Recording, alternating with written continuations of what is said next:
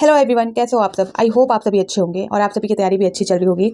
आप सभी को यहाँ पर मैं बताना चाहूँगी कि 19 नवंबर से यूजीसी नेट दिसंबर 2024 के एप्लीकेशन फॉर्म फिल किए जा रहे हैं और लास्ट डेट जो है वो है आपका 10 दिसंबर। तो प्लीज़ आप जब फॉर्म फिल करोगे उससे पहले आप यूजीसी नेट एग्जाम से रिलेटेड सारी चीज़ें क्लियर कर ले, कोई भी डाउट ना रखे।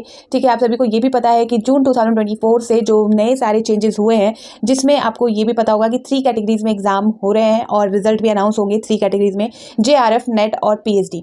ठीक है, और आप सभी को एक और बदलाव के बारे में यहाँ पर मैं बताना चाहूँगी, याद दिलाना चाहूँगी। जून 2024 में एक और बदलाव हुआ था, जिसमें से एक इम्पॉर्टेंट बदलाव ये था कि जो 4 ईयर वाले हैं, जो 4 ईयर वाले हैं यूजी डिग्री के, उनको भी यूजीसी नेट एग्ज़ाम देने की जो है अनुमति दे दी गई थी। ठीक है, 4 ईयर वालों को। वैसे तो आप सभी को पता है कि 3 ईयर जो जिनका 3 ईयर यूजी होता है, फिर उसके बाद अंडर ग्रेजुएशन, फिर उसके बाद आपका 2 ईयर का जो होता है पीजी होता है, पोस्ट ग्रेजुएशन मास्टर डिग्री होती है, उसके बाद ही यूजीसी नेट एग्ज़ाम आप यहाँ पर दे सकते हैं। लेकिन जून 2024 से एनटीए ने, यूजीसी ने एक और रूल यहाँ पर निकाला, जिसमें 4 ईयर वालों को भी यूजीसी नेट एग्ज़ाम देने की अनुमति दे दी गई है, लेकिन कुछ कंडीशन है। ठीक है, उन सारी चीज़ों पे यहाँ पर हम बात करेंगे। और भी इन्फॉर्मेशन यहाँ पर इस आर्टिकल में आपको देखने को मिल सकता है, तो यहाँ पर आप प्लीज़ इस वीडियो को पूरा जरूर देखें, शेयर जरूर करें।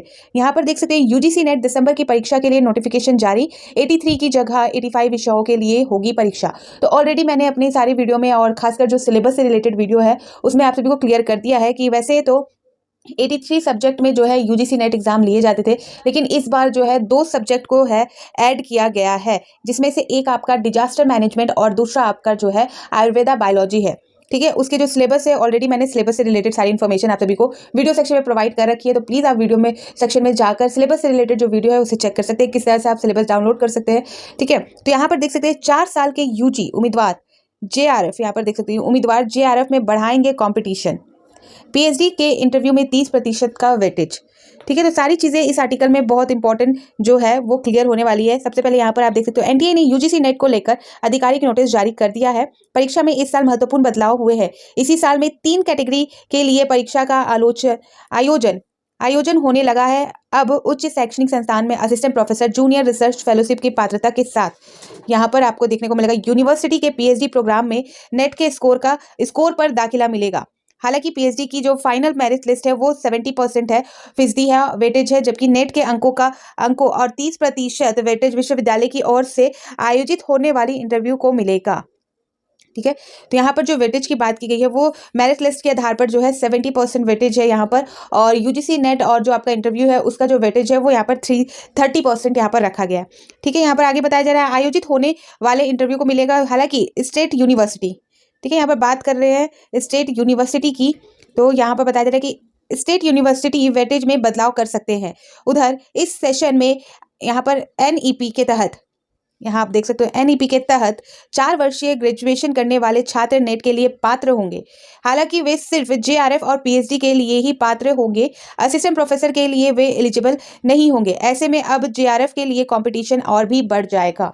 तो जैसा कि यहाँ पर मैंने आप सभी को बताया कि इस साल यानी कि जून 2024 से एक और बदलाव था, जिसमें 4 ईयर ग्रेजुएशन वालों को भी यहाँ पर यूजीसी नेट एग्जाम देने की अनुमति है। यहाँ पर 75% उनका जो ग्रेजुएशन जो है 4 ईयर वालों का जो है मार्क्स होना चाहिए। साथ ही यहाँ पर आप जो 4 ईयर वाले जो यूजीसी नेट एग्जाम देंगे तो वो सिर्फ और सिर्फ JRF के लिए और जो आपका पीएचडी एडमिशन है उसके लिए ही एलिजिबल है। जो नेट है, जो असिस्टेंट प्रोफेसर के लिए जो है उसके लिए वो पात्र बिल्कुल भी नहीं है। ये शर्त यहाँ रखी गई है। आगे इस चीज को लेकर और भी सारी चीजें क्लियर होंगी, तो यहां पर आप देख सकते हो इससे रिलेटेड बातें की गई है। पीजी व 4 वर्षीय यूजी का यहाँ पर क्राइटेरिया है अलग। पीजी में 55% अंक हासिल करने वाले नेट के लिए एलिजिबल होंगे, वहीं 4 साल की अवधि में ग्रेजुएशन करने वालों को कम से कम 75% CGPA यहाँ पर हासिल करना होगा। फिर एक्सपर्ट ने फॉर्म फिलिंग को गंभीरता से करने के लिए कहा है। गलत फॉर्म फिलिंग से नेट क्लियर करने के बाद होने वाला सिलेक्शन में दिक्कत आ सकती है। तो मैंने आपको स्टार्टिंग में ही कह दिया है कि फॉर्म फिलिंग जो करोगे आप पूरी तरह से आप क्लियर होके कीजिएगा। एलिजिबिलिटी को ध्यान रखिएगा, एज लिमिट को ध्यान रखिएगा। JRF की यहाँ पर मैं बात करूँ, यहाँ पर अगर एज की बात निकली है तो ये बता दूं कि JRF का जो जनरल कैटेगरी है उनके लिए जो है 30 है, एज जो लिमिट है वो 30 साल रखा गया है। ठीक है, अगर आपकी उम्र 30 से ज़्यादा है तो यहाँ पर आप JRF के लिए अप्लाई नहीं कर सकते। बात करें OBC ST SC कैटेगरी की, तो यहाँ पर उनको 5% का रिलैक्सेशन मिला है, तो उनके लिए जो है 35 रहेगा एज लिमिट। ठीक है। आगे इस चीज़ को लेकर मैं सारी चीज़ें क्लियर करूंगी, आगे सारी चीज़ें एलिजिबिलिटी पर भी मैं बात करूंगी डिटेल में आप सभी को, क्योंकि बहुत लोगों को डाउट होता है इसलिए। तो इस आर्टिकल के अनुसार आपको क्लियर हो गया होगा कि पीजी वालों को तो पता होगा, जो पीजी है, जो यहाँ पर फर्स्ट ईयर में भी है, वो भी अप्लाई कर सकते हैं। मैंने इससे रिलेटेड वीडियो बना रखे थे, आपको पहले ही बताया कि जो पीजी फर्स्ट ईयर है या जो फाइनल ईयर में है वो अपेयरिंग में डालेंगे, ठीक है। फॉर्म फिलिंग जब आप करेंगे तो आपको जो है ऑप्शन दिया जाता है, तो वहां पर आप अपेयरिंग में डाल सकते हो, कोई भी दिक्कत नहीं हो सकती। फर्स्ट ईयर वाले अभी अपेयरिंग में डालेंगे, लेकिन इसमें भी एक शर्त है कि आपका जब पीजी कंप्लीट हो जाएगा तो पीजी के जो मार्क्स होंगे वो आपके 55% होने ही चाहिए। 55% से ज़्यादा हो सकते हैं, लेकिन 55% से 1% भी यहाँ पर कम नहीं हो सकता आपका, ठीक है। तभी जाकर आपने अगर नेट क्वालिफाई कर लिया हो तो वो वैलिड माना जाएगा, ठीक है। अगर आप ओबीसी और एसटी एससी कैटेगरी में आते हैं तो 5% का रिलैक्सेशन है, तो 50% उनके लिए है, लेकिन बाकियों के लिए यहाँ पर जो है 55% होना ही चाहिए आपका पीजी का मार्क्स। अब बात कर ले 4 ईयर वालों की, तो 4 ईयर वालों का मैंने बताया आप सभी को, 4 ईयर वाले या 8 सेमेस्टर जिनके होते हैं उनकी बात करें तो उनका जो फाइनल मार्कशीट होगा वो 75% होना ही चाहिए। और ये जो है ये आपका सिर्फ जेआरएफ के लिए और ओनली पीएचडी के लिए ही एलिजिबल है, नेट के लिए यानी कि असिस्टेंट प्रोफेसर यानी कि दूसरी जो कैटेगरी है उसके लिए एलिजिबल बिल्कुल भी नहीं है, ठीक है। 75% होना चाहिए। ये सारी चीज़ें क्लियर कर दी मैंने। आगे यहाँ पर बताया गया है कि सवालों को छोड़ने, यहाँ पर देख सकते हैं 4 वर्षीय ग्रेजुएशन करने वालों को 75%, तो मैंने आपको बताया अभी किस तरह से। फिर यहाँ पर एक चीज़ और है देखने वाली चीज़ कि सवालों को छोड़ने से होगा नुकसान, तो यहाँ पर क्या है आपको मैं क्लियर कर दूँ।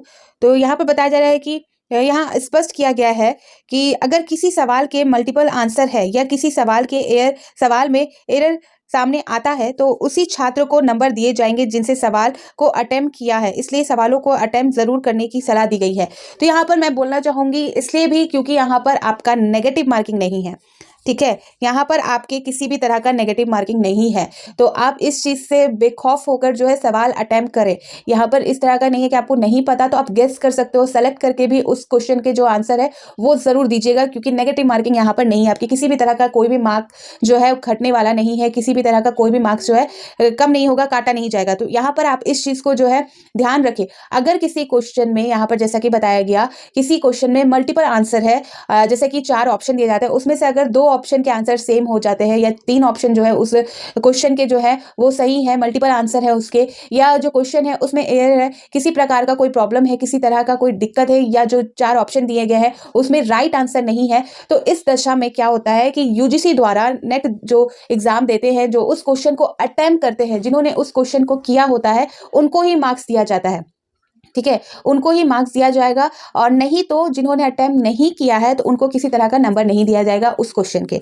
तो यहाँ पर ये बात है, तो इसलिए आपको यहाँ पर कोशिश करना है कि जो क्वेश्चन आपको नहीं आते उसे भी आप अटेम्प्ट करो, क्योंकि नेगेटिव मार्किंग नहीं है, ठीक है। और जिन्होंने जिस क्वेश्चन को अटेम्प्ट किया है उस क्वेश्चन में किसी तरह की कोई दिक्कत होती है और बाद में जो आंसर शीट आती है उसमें अगर ये चीज़ मैंशन कर दी जाती है कि इस क्वेश्चन के मार्क्स जो है सभी को प्रोवाइड किए जाएंगे, तो इसका ये मतलब नहीं है कि जिन्होंने एग्जाम दिया है उन सभी को दिया जाएगा। इसका ये मतलब है कि जिन्होंने उस क्वेश्चन को अटेम्प्ट किया है उनको जो है मार्क्स दिए जाएंगे। आई होप आप सभी को क्लियर हो गई होंगी बातें।